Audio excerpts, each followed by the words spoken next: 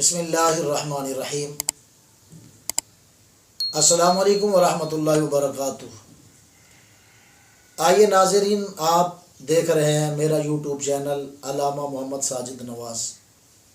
آج کا ہمارا موضوع ہے نبوت اور رسالت۔ آپ نے یہ بیان آخر تک سننا ہے اور انشاءاللہ بہت مزہ آئے گا آپ کو۔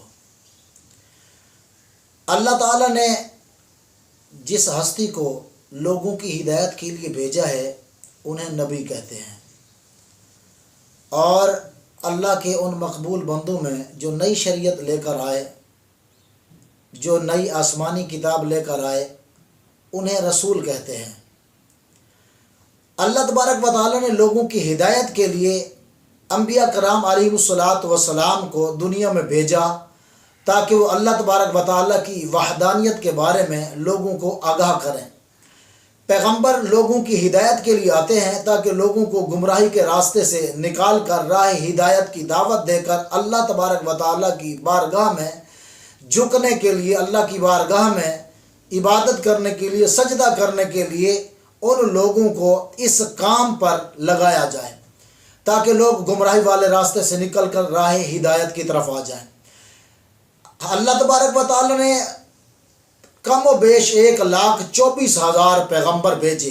تعداد معین نہیں کر سکتے، کوئی یہ نہیں کہہ سکتا کہ 1,24,000 پیغمبر ہی ہے، نا، یہ بات نہیں ہے، بلکہ 1,24,000 کم و بیش پیغمبر رسول آئے، اور ان میں 5 اولو العزم پیغمبر کہلائے۔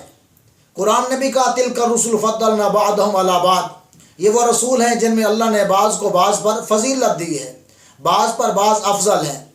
اور علماء کرام فرماتے ہیں کہ تمام نبیوں رسولوں سے افضل یہ 5 اولو العزم پیغمبر ہیں۔ سب سے پہلے حضرت محمد مصطفیٰ صلی اللہ علیہ وسلم ہیں، اور پھر حضرت ابراہیم علیہ السلام، پھر حضرت موسیٰ علیہ السلام، پھر حضرت عیسیٰ علیہ السلام، اور پھر حضرت نوح علیہ السلام۔ انہیں اولو العزم پیغمبر کہتے ہیں۔ یہ وہ پیغمبر ہیں جو تمام پیغمبروں رسولوں سے افضل ہیں۔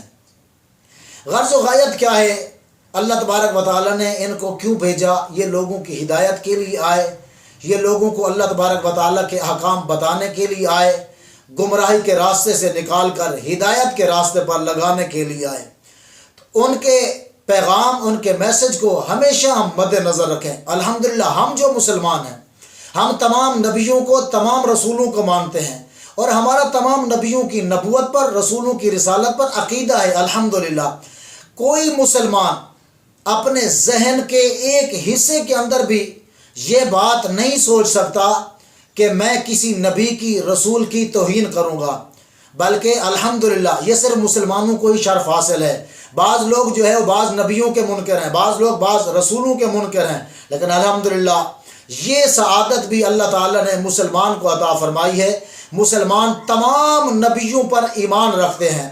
کیوں؟ ہم ایمان مفصل، ایمان مجمل میں اپنے ایمان کا اظہار کرتے ہیں۔ آمنت باللہ و ملائکتہ و کتبہ و رسلہ، میں ایمان لایا اللہ پر، اس کے فرشتوں پر اور اس کے رسولوں پر، کتابوں پر، قیامت پر اور اچھی بری خبر پر، یہ ساری چیزوں پر انسان ایمان لایا۔ یہ ہمارا ایمان ہے۔ آج دنیا بھر میں لوگ نبیوں کی گستاخیاں، بے ادبیاں، توہین کرتے ہیں۔ ہاں جی، دوسرے مذہب کے لوگ ہمارے نبی کی توہین کرتے ہیں، لیکن الحمدللہ کوئی مسلمان تاریخ میں ایسا نہیں گزرا جس نے کسی پیغمبر کی، کسی نبی کی توہین کی ہو۔ اللہ تبارک و تعالی ہمیں حضور علیہ الصلاۃ والسلام کی سچی غلامی نصیب فرمائے، حضور کی غلامی میں جینا مرنا نصیب فرمائے، اور جو شخص رسول اللہ صلی اللہ علیہ وسلم کے بتائے ہوئے احکامات پر چل کر اپنی زندگی گزار گیا، یقیناً وہی شخص کامیاب ہو گیا۔ امید ہے آپ کو نبوت اور رسالت کا مسئلہ سمجھ آئے گا، اور آگے انشاءاللہ محبت رسول اور ختم نبوت پر انشاءاللہ جلد از جلد آپ کو جو ہے وہ میرے انشاءاللہ موضوعات پر بیانات ملیں گے۔ آپ علامہ محمد ساجد نواز یوٹیوب چینل دیکھتے رہیے۔